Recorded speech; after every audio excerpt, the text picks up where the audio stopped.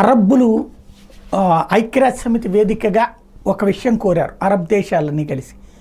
ఏమనంటే ఇప్పుడు ఐక్యరాజ్య సమితికి సంబంధించినటువంటి శాంతి దళాలని ఇజ్రాయెల్లో ఉంచండి, ఆ దళాలతో అక్కడ పరిపాలన నడిపించండి, అక్కడ ఇబ్బంది లేకుండా చూడండి.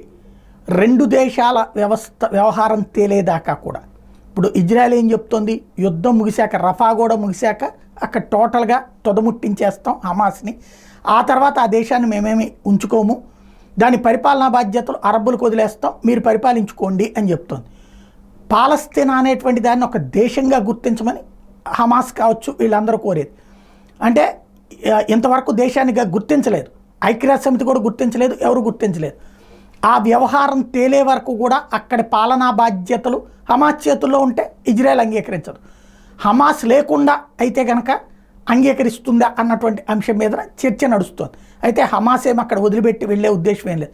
హమాస్ ఏముంటుంది, పాలస్తీనాను ఒక దేశంగా గుర్తిస్తే మేము ఆటోమేటిక్గా జనజీవన స్రవంతిలో కలిసిపోతాం, ఈ ఆయుధాలు పట్టుకోమంటది. అసలు వాళ్ళు ఏ జనజీవన స్రవంతిలో కలిసిన పరిపాలన వాళ్ళు నిర్వహిస్తుంటే ఇంకేముంటుంది అన్నటువంటిది ఇజ్రాయెల్ వాదన. కాబట్టి అది తేలేదాకా పాలస్తీనా పరిపాలనా బాధ్యతలు ఐక్యరాజ్య సమితి శాంతి దళాలను తీసుకోమని కోరుతున్నది అరబ్ దేశాల కూటమి.